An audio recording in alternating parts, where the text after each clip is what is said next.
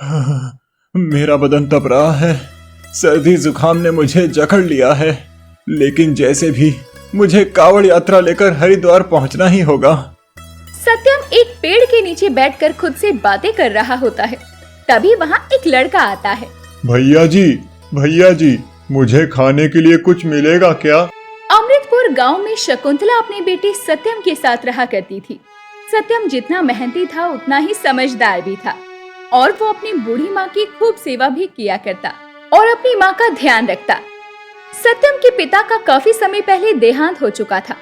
सत्यम सुबह सुबह गांव के ही शिव मंदिर में पूजा अर्चना करके घर लौटता है। अरे सत्यम आ गया पूजा करके। इस बार भी तू हर साल की तरह कावड़ लेकर हरिद्वार जाएगा ना? जाना तो पड़ेगा माँ। अगर मैं कावड़ लेकर नहीं गया तो भोलेनाथ नाराज हो जाएंगे। हाँ, तुझे मैं कावड़ लेकर जाने से मना कर भी नहीं सकती, क्योंकि तू भोलेनाथ की भक्ति के आगे किसी की सुनता ही कहाँ है। इस बार तो गांव के और भी लोग जा रहे हैं माँ, तो मैं भी सोच रहा हूँ कि सबके साथ ही कावड़ लेकर हरिद्वार निकल जाऊँ। ठीक है, अभी तो जाने में समय है, या फिर तूने हरिद्वार का प्लान पहले से ही बना लिया है? नहीं, आज कल मैं सभी से बात करके हरिद्वार के लिए निकल जाऊंगा। इतना कहकर सत्यम अपने काम पर निकल जाता है और देर शाम जब काम से लौटता है तो वो अपने दोस्तों से कावड़ यात्रा के बारे में चर्चा करता है। हाँ, मैंने इस बार कावड़ लेकर हरिद्वार जाने की सोच ली है। मेरी माँ ने भी कहा है कि इस बार कावड़ लेकर हरिद्वार जाना ही है। तू तो जानता ही है कितने सालों से मेरी शादी नहीं हो रही थी। फिर माँ ने भी मन्नत मांगी होगी, मेरी शादी हो जाएगी तो मैं हरिद्वार कावड़ लेकर जाऊंगा। बस यही मन्नत पूरी करनी है मुझे। ठीक है, फिर 2 दिन बाद हम कावड़ यात्रा लेकर निकलेंगे। सभी अपना अपना सामान बांध लेना। और हाँ, सफर इतना भी आसान नहीं होता जितना तुम दोनों समझ रहे हो। तुम दोनों पहली बार कावड़ यात्रा लेकर निकल रहे हो ना, तो थोड़ा आराम से और धैर्य रखकर ही चलना। सत्यम अब अपनी माँ को आकर कावड़ यात्रा पर जाने की बातें बता देता है। ऐसे ही समय बीतता है। सत्यम गांव के लड़कों के साथ कावड़ यात्रा लिए हरिद्वार के लिए निकल पड़ता है। सभी कावड़ लिए बम बम भोले का नारा लगा रहे थे। बम बम भोले, बम बम भोले। हर हर महादेव, हर हर महादेव। हे प्रभु, हम आ रहे हैं आपके द्वार, बस अपनी कृपा बनाए रखना। हाँ प्रभु, हम सब पर अपनी कृपा बनाए रखना। बम बम भोले, बम बम भोले। रास्ता लंबा था और कई घंटों का लंबा सफर तय करके जब तीनों थक जाते हैं तो अपनी अपनी कावड़ एक पेड़ की टहनी पर लटकाकर पेड़ की छांव में बैठने का फैसला लेते हैं। तुम दोनों थोड़ा आराम कर लो, नींद आए तो नींद ले लो। मैं जाग रहा हूँ, उसके बाद मैं थोड़ा सो लूंगा। तुम में से कोई जाग जाना। ठीक है, हम दोनों सो जाते हैं, तब तक तू जागता रहे। नंदू और गोपाल सो जाते हैं और सत्यम बैठकर आराम कर रहा होता है।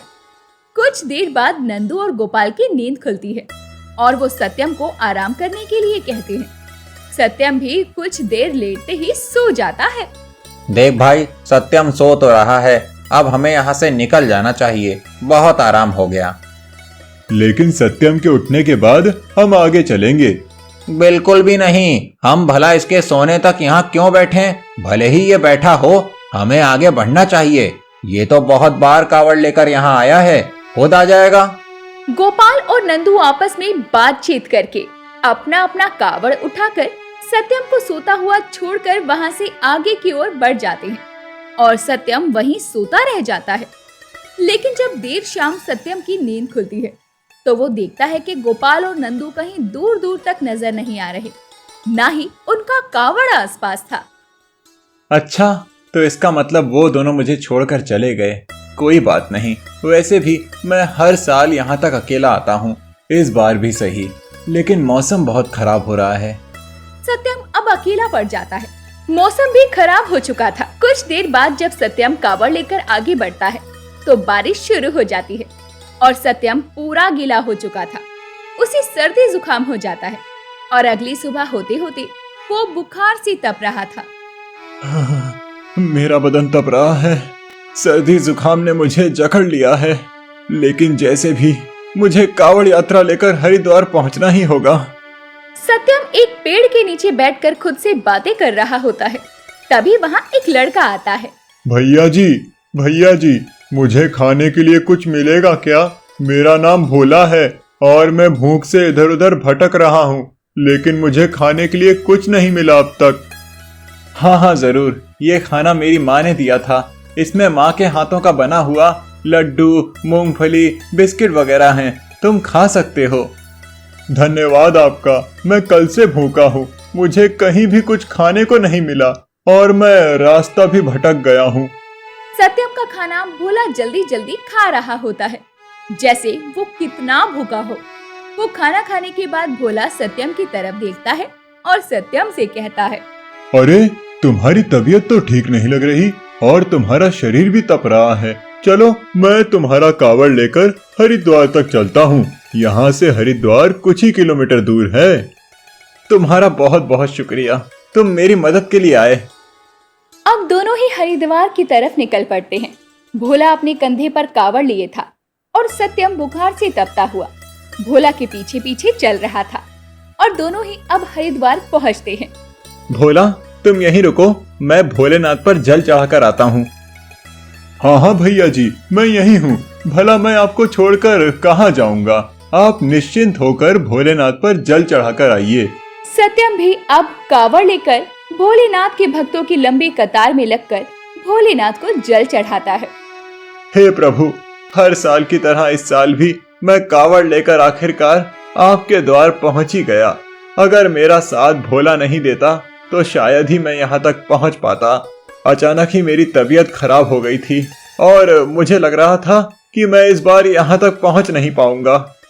भोलेनाथ पर जल चढ़ाकर जैसे ही सत्यम बाहर निकलता है तो वो देखता है कि भोला पूरा भीगा हुआ है। उसके बदन से पानी टपक रहा था। ये देखकर सत्यम जोर जोर से हंसने लगता है। अरे, ये तुमने क्या हाल बना लिया है?